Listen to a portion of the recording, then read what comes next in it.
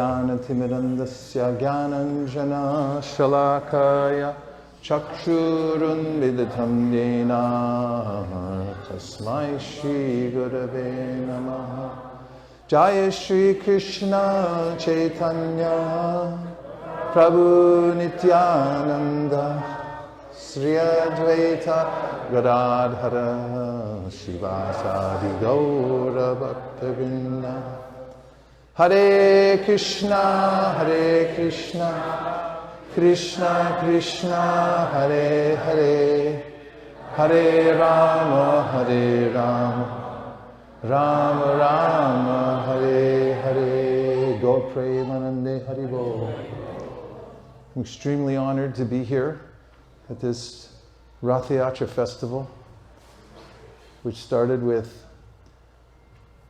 devotees who've been sincerely practicing the Krishna consciousness process, giving vows that they'll follow this very strictly for the rest of their lives.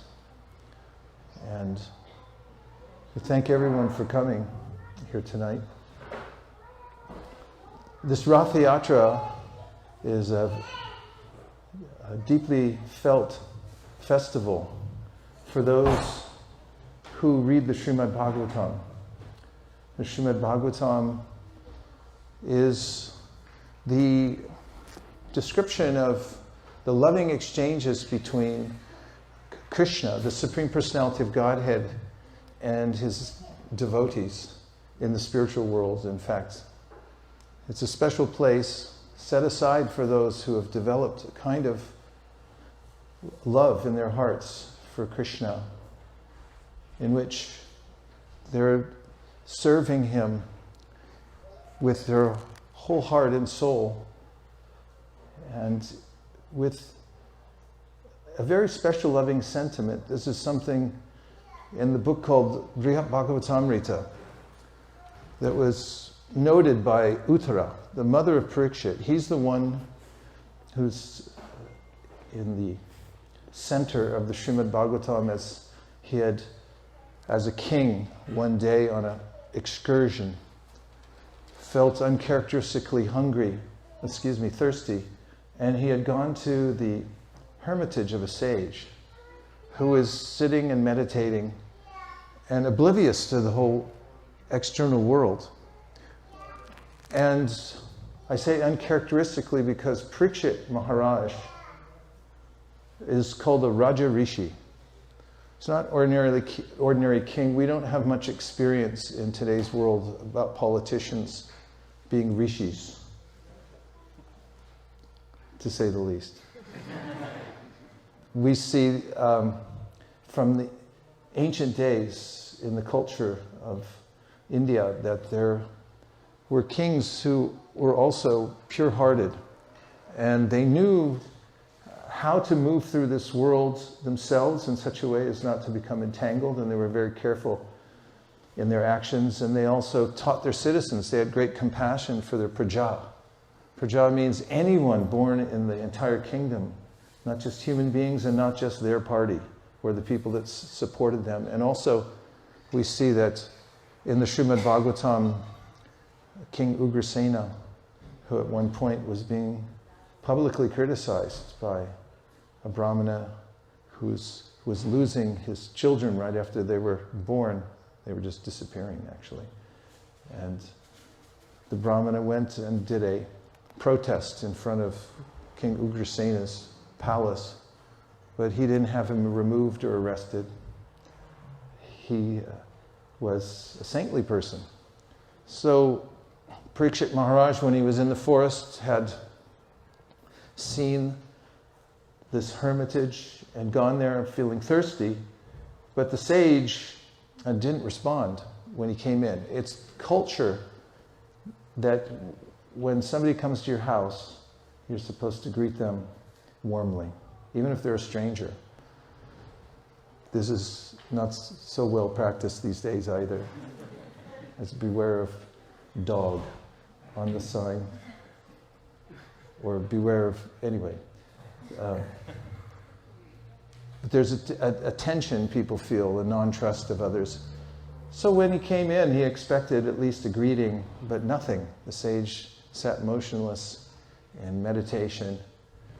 And at that time, something providential happened, and that was the king became angry.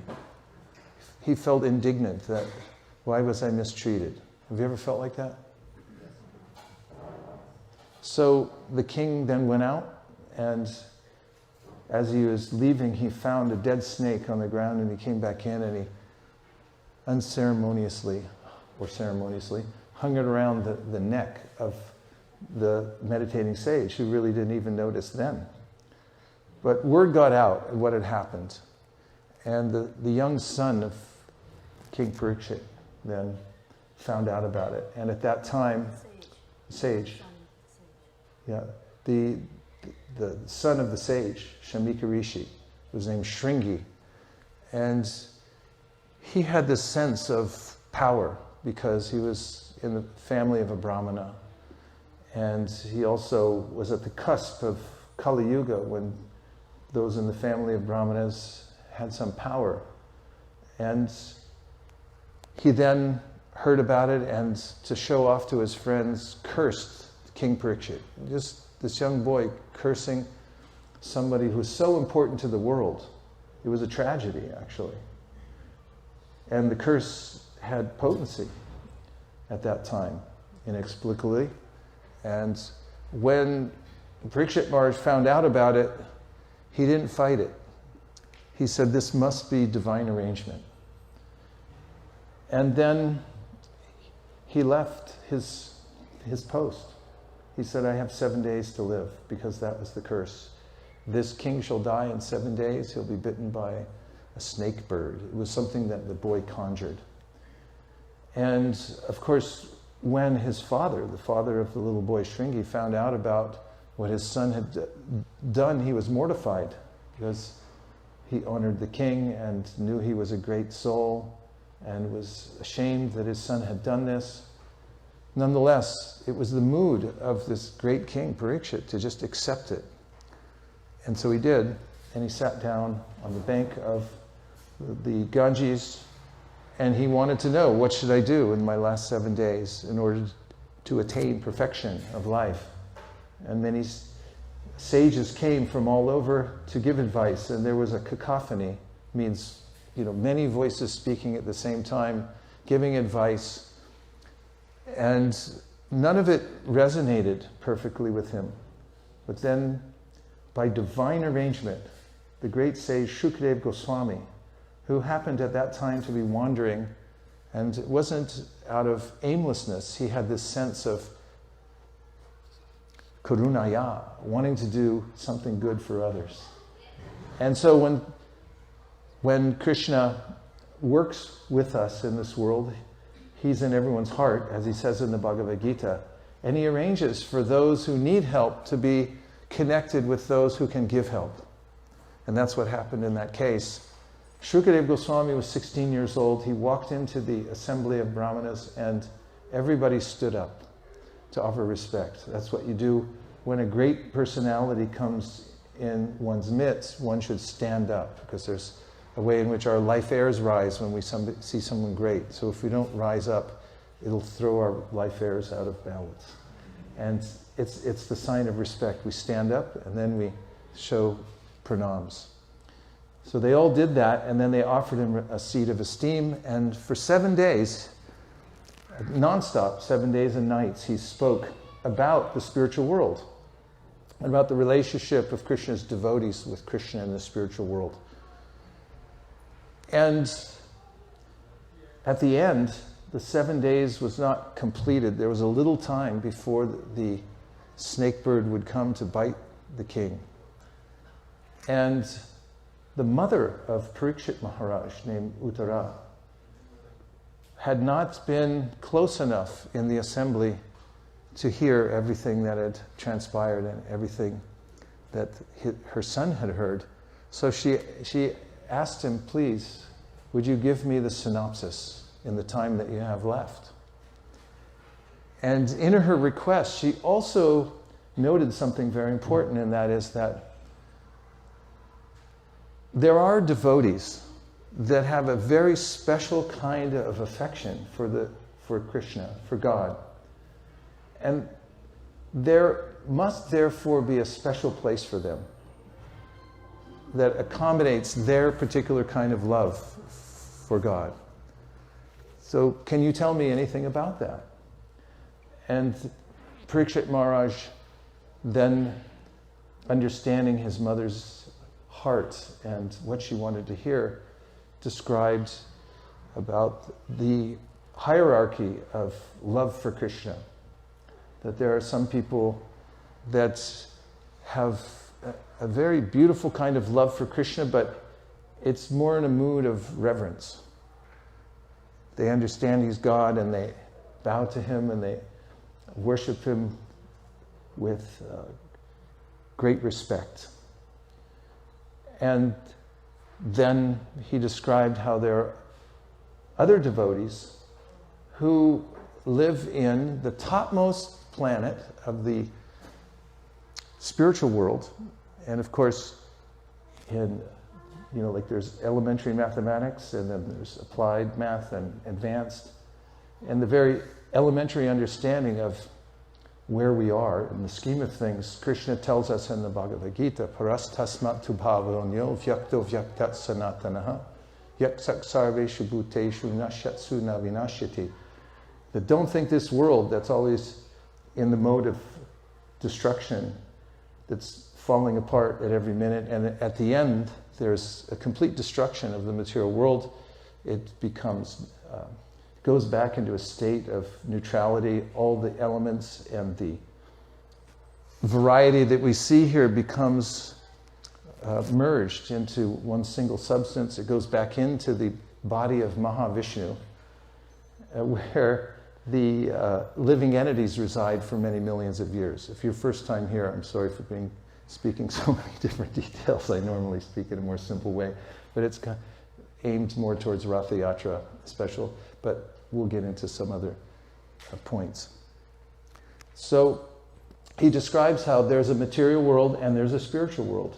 This material world is always in the process of destruction. It's constantly falling apart, and at the end it's destroyed altogether, whereas the spiritual world is never destroyed.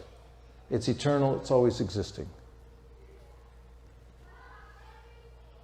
I know that it's nice to sit on the stairs because it elevates your backside a little bit, but it's super antagonistic to people who are visiting the temple. So the stairs got to be clear so people can walk into the temple. Ashish, you got to move. Vedavit Prabhu, yeah, there's plenty of room over here. Please come and sit with us. Yeah. And then the guests who come, you guys don't have to sit on the balcony like that. You just come in. Leave it nice and open for people.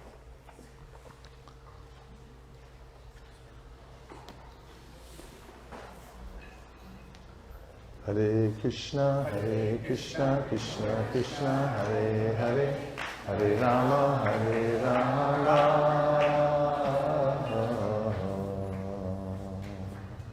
Rama Rama, Hare Hare.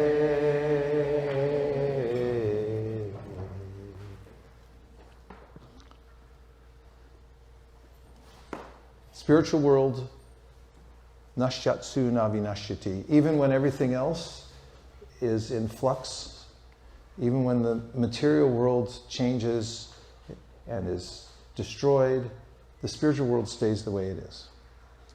And there's a hierarchy in this spiritual world also. There's various regions that accommodate people's sentiment for loving God. And all of them are perfect. There are ways in which the devotees who live in those various realms are giving their hearts to Krishna. And he appears in various forms. God is one, but he has many different forms to accommodate the desire of his devotees to serve him. He says in the Bhagavad Gita, Ye yata mam prapadyante tam stataiva bhajamyaham. In whatever way you want to offer your service and love to me, in that way I will reciprocate with you. So, as described in Brahma Samhita, one of the important wisdom texts that talk about all the basic truths of the spiritual world and the material world. It says, Goloka namni nijadamni chaleta tasya devi mahesha haridama suteshu teshu te te prabhava nichaya vihitaschayena govindamadi purusham tamaham bhajami. Lowest of all is located Devi Dham. That's where we are now. Now, to explain that, Devi is Durga. She's a goddess. She rides on is it a tiger or a tigress? Does anybody know?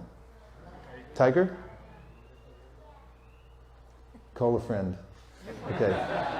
Okay, so it's a tiger. And she's holding a trident. It has very sharp points. And she's jabbing people, including myself. And these 3 points describe the threefold miseries of the material world. So Durga also means difficult to go. It's Durgachiti. It's hard to move around in this world, hard to keep a job, hard to stay in your job because you don't like it. And, it's a difficult place. So this is called Devi Dham. Above Devi Dham is Mahesh Dham, abode of Shiva, which is partway between the material and spiritual world. And then there's a demarcation between this material world and the spiritual world called the Viraja. I always wondered that when I was a kid. Where does it all end? Did you ever think that? I'd lie in the backyard with my brother, Thomas, and we'd look at the sky and I'd say, is there a door up there or something? And apparently there is. There's a demarcation between the material and spiritual world. They're entirely different. In fact, in one of his original books, or first books that he wrote, Srila Prabhupada described the material and anti-material worlds, matter and antimatter. So it has a completely different characteristic. And once one crosses the Viraja, then there are a series of realms where people are engaged in serving the Supreme out of love, but they have different sentiments. And the highest is called Nijadam. Nija means somebody's personal place, where that's their home. That's where they show themselves to all their most intimate associates. Like you all have a Nijadam, right? Somewhere? You're different when you go in there than when you're moving about in the outside world, perhaps. Yes or yes? Yes. Yeah, okay. So Nijadam is this very special place, and that's something that Uttara, the mother of Parikshit, intuited and then asked to Parikshit, could you tell me, there must be a special place for those who have this very rarefied kind of loving sentiment towards Krishna. And this is what's described in the Srimad Bhagavatam, that there is a realm in which Krishna resides, and he's smitten by the love of his devotees. God becomes subservient, actually, to his own devotees because he's overwhelmed with their love. Have you ever experienced yourself that somebody served you in such a way that you felt that you could not repay them because they didn't want anything in return? Some loving gesture someone did for you, and then you just felt overwhelmed. Has that ever happened? Yes. Okay, 17 people said yes. Okay, 18. All right, so in that realm, it's described, Sriya Kanta Kanta Parama Purusha Kalpataravo Druma Bhumnischintamani Ghanamayi Toyamamritam Kataganam Natyam Gamanamapi Vamshi Priyasaki. There is dancing going on out of joy, because there's an emanation of love constantly coming out of the hearts of the devotees that live in that Nijadam, the highest realm of the spiritual world. It's called Goloka, and it's the place where Krishna resides, and that answers the inquiry of Uttara about the most special place that accommodates those who have a natural, friendly love towards Krishna, an unceremonious love. In other parts of the spiritual world, for instance, in Vaikuntha, although that can be a general term which means without anxiety, there's a place in which people worship God with great awe and reverence. They're offering prayers, they stand in a particular way, they're more conscious about how they're approaching God, try to keep their distance. Whereas in Goloka, the highest realm, there are relationships in which the devotees play with Krishna as friends, and they actually wrestle with him. And they feel, to his friends, that we're equal. And like you feel with your friends, when you're really close with somebody, then there's this sense that you can actually maybe even cut a joke at their expense. Do you have any friends like that? Yeah. And they'll think it's funny? Yes. And not fire you or never come back? Yeah, I have friends like that too. And it's actually it's a heartfelt kind of relationship where, you know, we'll say subtle things about each other to cut each other down, and then we just roll over laughing because it feels so good to be that close to somebody that there's no delimiting factor because I have a distance between that person because there has to be some formality, no more formalities. That's what Goloka is. So in that realm, Krishna has friends that he plays with, wrestles with. There are elderly women there who, when Krishna is a baby, and remember, he's God, the Supreme Personality of God, the source of everything in the Bhagavad Gita. When Arjuna realizes that Krishna is everything and everywhere in his universal form, he says, "Oh my God." That's where that came from. Oh my God, oh my God, oh my God. Now they say it at the high schools. You walk by and they go, "Oh my God, oh my God, oh my God." So there's this sense of just, I probably offended you. And that's not there in Vrindavan. The love is so intimate. And then those ladies, sometimes when Krishna is a little child, he appears in different forms to accommodate the kinds of loving exchanges that the devotees have with him. And they'll clap their hands and they'll sing a song. And they say, "Please, could you dance, Krishna?" When he's just very young. You know, when a little child starts to respond and dance, it's like they're playing some instrument or singing and the child's dancing. So they tell him, "If you dance nicely, we'll give you half of a sweetmeat."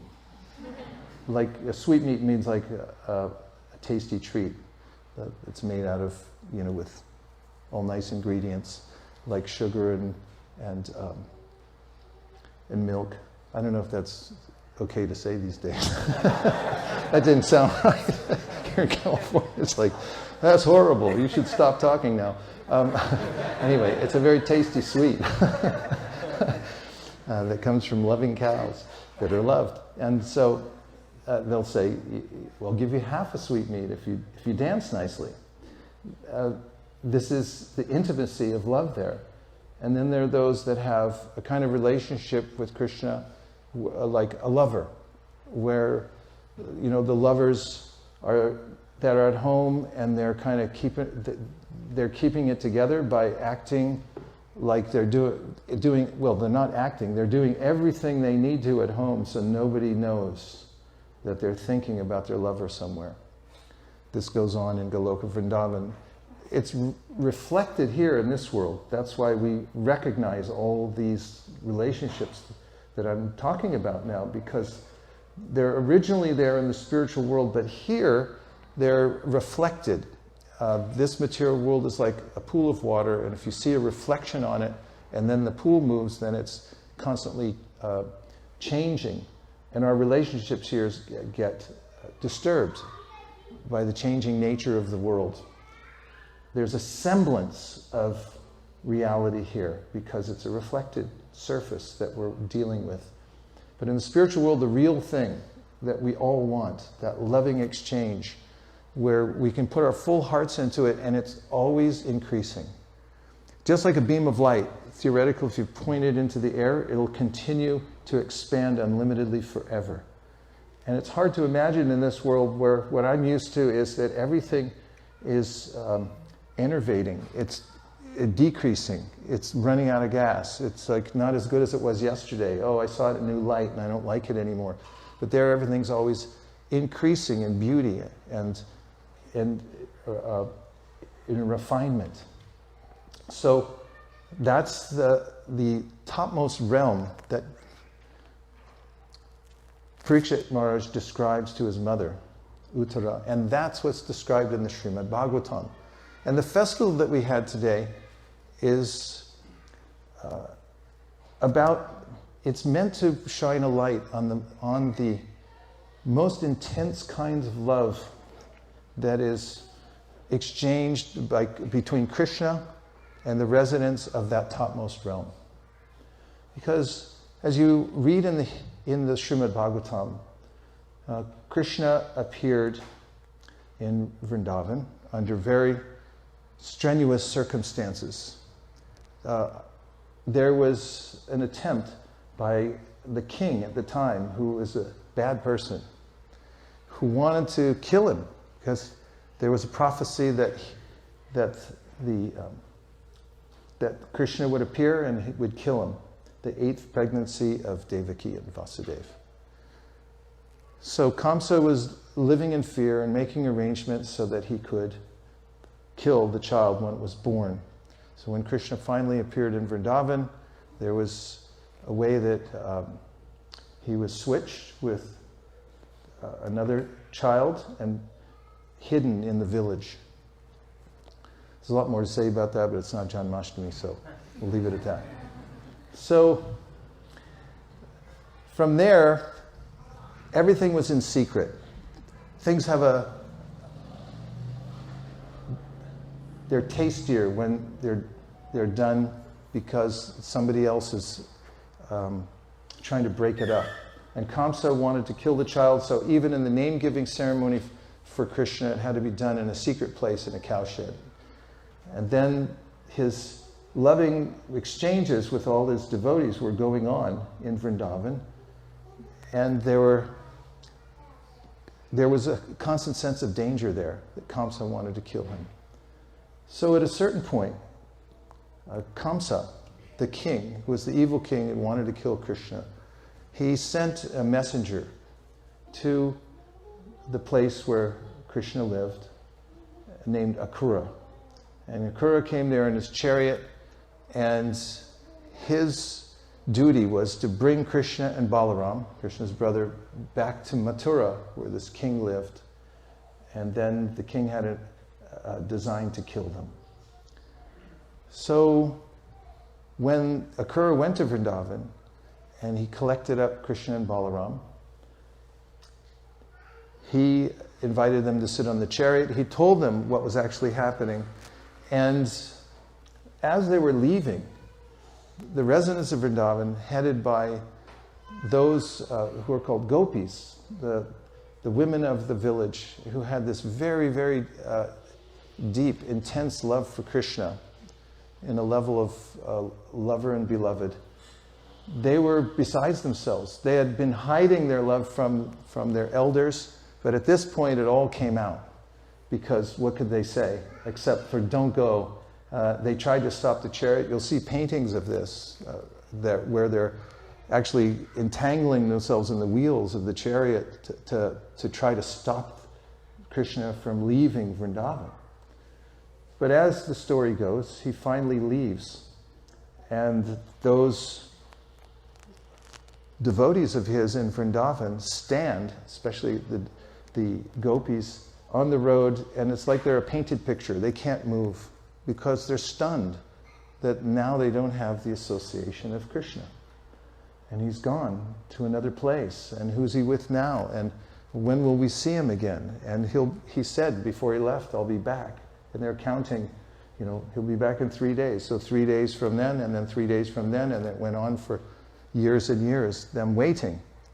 So then, in the Srimad Bhagavatam, we find that there was a ceremony to be performed at a place called Kurukshetra, and at the eclipse of the sun. And it's a time when people, an astrologically beneficial time when people come from all parts of the world to that particular place, Kurukshetra, is where the battle of that's mentioned in the Bhagavad Gita was spoken. So they all came there, and Krishna was there. So Ratha Yatra, the festival that we have with the chariots, is talking about that particular time. So Krishna's there, and then the residents of Vrindavan who have been waiting and waiting for him to come back, then hear about Krishna going to Kurukshetra, and they all go there together on their wagons. And of course, Krishna is in a different mood, and he's in a kingly mood there in Kurukshetra, because he's gone from Mathura to Dwarka as a king, and now he's there with soldiers and all these people worshipping him in different ways. And so, when the residents of Vrindavan show up, they seem a little out of place to the others, like who are these people? People from the village who've come all this way. And when Krishna finds out about them coming there, they have a meeting there at Kurukshetra. And as Srila Prabhupada explains, the Ratha Yatra is the time in which the residents of Vrindavan, who are waiting for Krishna, pining for Krishna, are pulling him back to Vrindavan on the chariot. So that's the history of the Ratha Yatra, and as Prabhupada said many times when he talked about it, it's a very feeling festival. And the process of Krishna consciousness that we've received from our disciplic succession, from Sri Chaitanya Mahaprabhu down through the various teachers in our line, is showing us the path to which we can also develop this kind of intimate relationship with Krishna in Vrindavan, in that mood. And the festival of Ratha Yatra is especially poignant for those who know the story and know what it means. And the forms of Jagannath, Baladev, and Subhadra, we notice that their eyes are wide open, their limbs seem to be underdeveloped compared to other deities, don't they? I mean, definitely the eyes are wide open. We got an agreement on that, right? And this is a sign of ecstasy that Krishna feels when he hears about the residents of Vrindavan and remembers their love for him. He goes into this kind of ecstasy, and in a kind of a spiritual ecstasy, this is kind of really not a Sunday topic, but here we are. That Chaitanya Mahaprabhu, who is Krishna, come as a devotee, an incarnation to show how to practice the process of devotional service, had experienced ecstasy, and his limbs sometimes contracted within his body, so he looked like a tortoise, practically. And at other times, they extended past where the joints could hold, and so forth. This is the spiritual ecstasy that comes into the body of one who's advanced in spiritual consciousness. So even Krishna experiences these kinds of ecstatic feelings when he remembers or hears about his devotees in Vrindavan. And Vrindavan is the place where no one ever sleeps, because they're always pining for Krishna and always wanting to be with Krishna.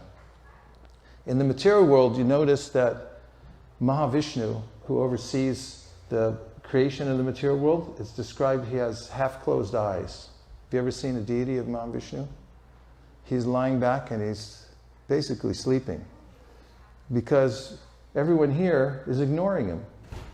Everyone's off to Home Depot to build themselves a little, even the birds, they're flying off the air conditioner duct to get down. Let's get some pieces of straw and build a nest. Who cares about God? And everybody else is busy driving down the freeway. It's like, yeah, later. But in Vrindavan, they're always thinking of Krishna, always trying to serve Krishna, always trying to be with Krishna. And therefore, Krishna's eyes are wide open. He never sleeps. He comes home. He sneaks back out to be with his devotees at night. And this is the town, really, that never sleeps, Vrindavan. So this is what we've inherited.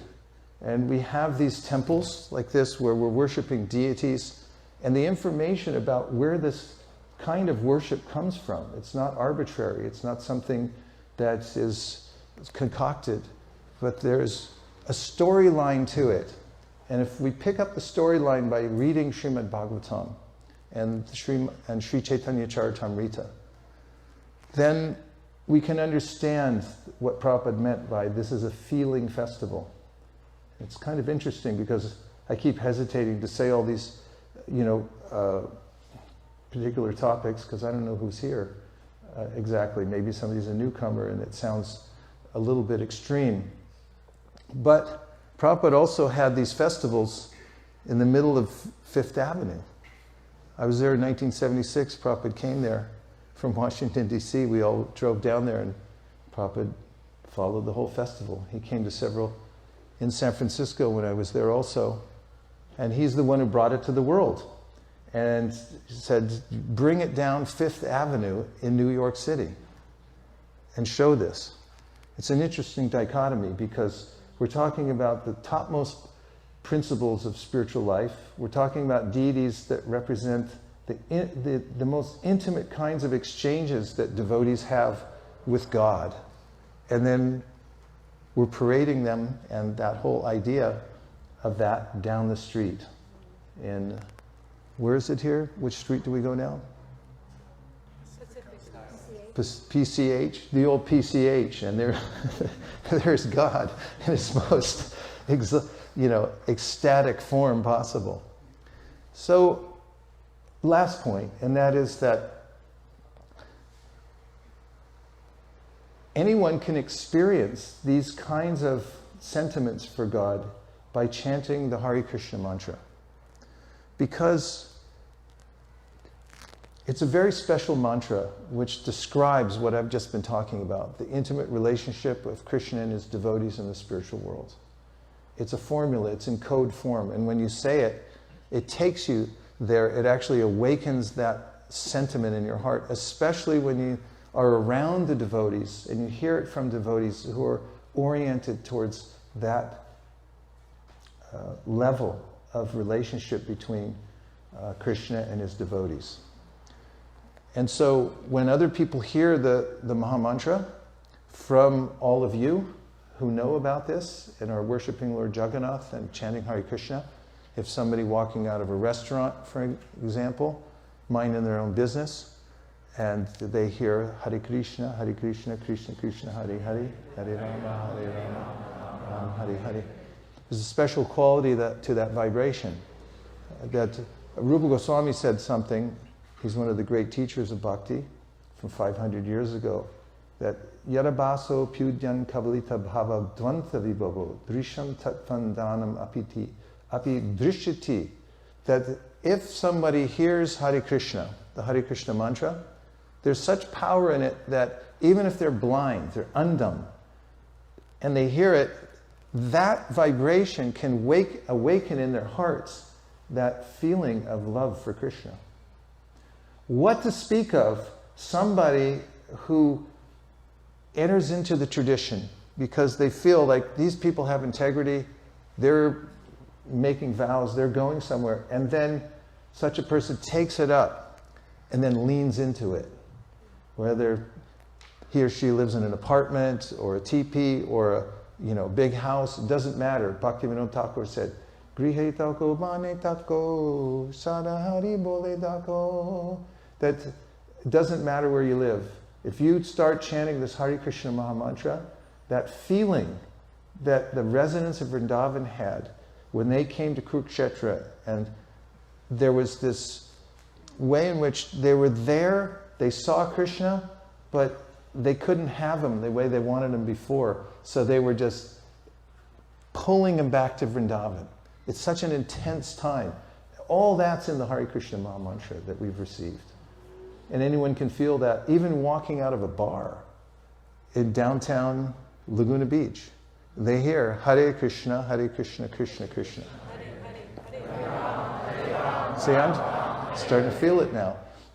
You hear that vibration, and in it, there's the vibration of the spiritual world, and especially coming from Lord Chaitanya Mahaprabhu, that leads to that topmost place in the spiritual world, where we feel the same kinds of sentiments that the residents of Vrindavan felt. And we will, by organizing our lives around this principle of staying in the transcendental vibration, Rupa Goswami says, this is what you do. Try to organize your lifestyle in a different way so that you can hear about this on a regular basis. Regular basis means at least once a day. Is that fair enough? Yes. Everybody agrees? Yes. Yeah. So he says that, what verse am I thinking of from the Upadeshamrita? Tanama rupa charitari sukirtananu smrityo kramena rasanama nasiniyoja tishtam vraje tananuragi jananugami kalam nayed akilam ityupadesha sharam. He said the essence of all advice for all of us is to reorganize your life, or better organize it, and make sure that you're staying in this vibration, especially the Hare Krishna mantra, and read Srimad Bhagavatam with friends who are like-minded. They want to know. They want to know how to love God. They want to know how to not get caught in the thorns of this material world anymore. That's their main desire. And if you sit with them, and if you hear with them, and you chant Hare Krishna sincerely, then you'll be able to enter into that same realm that we're describing as the topmost realm of the spiritual world. That's a worthy occupation. So let's just see if there's a few reflections, because we're coming to near the end of our time, and it's been a long day for everybody, right? No? Okay. Yuriko, you want to share? Okay. Okay, a reflection just means anything that you heard that stuck in your mind, a concept, phrase, whatever, and you can feed it back, because I just want to make sure that you heard something. Otherwise I can't leave. Yes? I like how you said we should keep the vibration going, and you gave an example once a day. That is a really doable number. Yeah, keep the vibration going, and at least once a day. And Atuli Bhakti is saying, and that's a doable number. Yes. Yeah, like we'd like to say, something more than 0 and not less than 1. Because we have this saying that really works well. I know it works well for me and for others. I hope it works well for you. Your pledge is your wedge. Try it. Say it. I know it sounds a little corny, but here's how it works. A wedge is one of the most powerful tools in human society. You can't make an arch without it. There are ways in which you can lift heavy objects, you can hold things in place. It's been used throughout history, the wedge. And it has a small end and it has a big end. So when you make a vow, a pledge, I'm going to do something that's not less than 1 and something more than 0 to keep the vibration going in my life, you're putting the thin end of the wedge into use. And with a little bit of consistent pressure every day, pushing the wedge, it's going to open up for you a completely different life, a life of freedom, free from the oppression of the senses, and a jolliness that comes naturally from coming to the spiritual platform. So make a pledge to do something every day, even if it's the tiniest thing that you can imagine. Keep the vibration going. Thank you. A couple more. Need more oxygen? Yes. Dhanavari. Hare Krishna.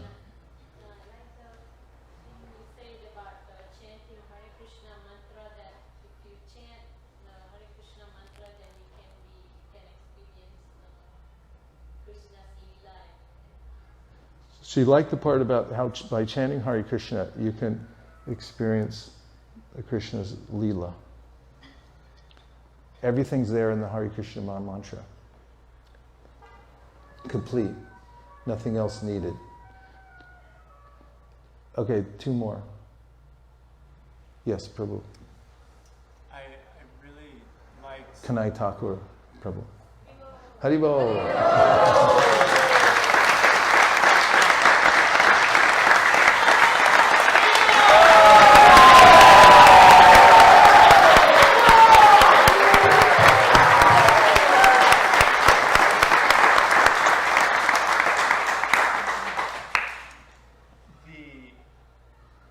concept that devotees freely share with the entire world.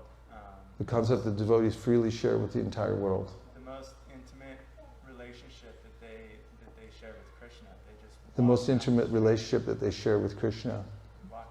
Walk down the street, able to share it with the whole world. This is the gift of Lord Chaitanya Mahaprabhu, that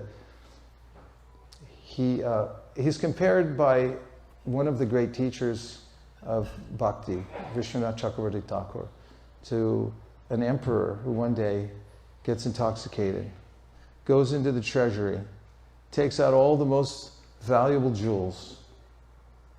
Are you with me on this? It's a good one.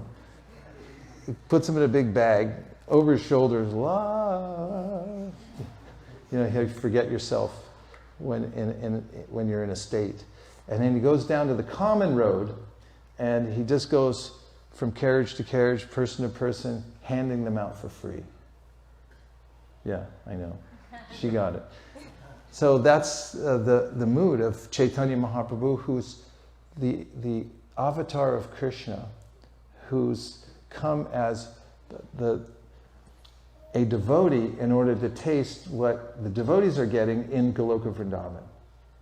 The topmost sentiment that they're experiencing. Krishna can't experience it because he's the object of their love, but he wants to be the one who's experiencing it for himself as Chaitanya Mahaprabhu. So he's in this mood of Srimati Radharani in the spiritual world, because Lord Chaitanya is a combination of Radha and Krishna together, and she's compassionately giving it to everyone, and so is Chaitanya Mahaprabhu. So when we go out and go down the street, and people come out of the bar, and they're on their way somewhere else, and they hear Hare Krishna, Krishna Krishna, Hare Hare, Hare Rama, Ram Ram, Hare Hare, and they get a little prasadam, then this opens for them the channel to that topmost spiritual world. That's what we have that's so special. So thank you very much, everybody, for sitting for this talk. It's an important process to sit and listen and exchange thoughts. And you can do this anywhere in your home, to sit together with others, read some from Bhagavad Gita, and then discuss it. We just did it today and the last 2 days at Rupanuga Prabhu's house where we're staying. I carry with me a Bhagavatam, so I'm always reading it every day and make sure I'm moving forward. And so if you go to somebody's house, bring your Bhagavatam with you and sit down and say, hey, can we read for a little while? It's much different than if you sit there and talk about, what else is there to talk about? Yeah, what's in the news, by the way? Don't tell me, I don't want to hear it. But if you sit and you read Bhagavatam together, you'll notice that it's a completely different experience. So anybody can do that. If you don't have a Bhagavatam, you should get one and put it in your house, and then read from it every day, at least, how much? Not less than 1 and something more than 0. And then also chant Hare Krishna. Thank you very much, everybody, for taking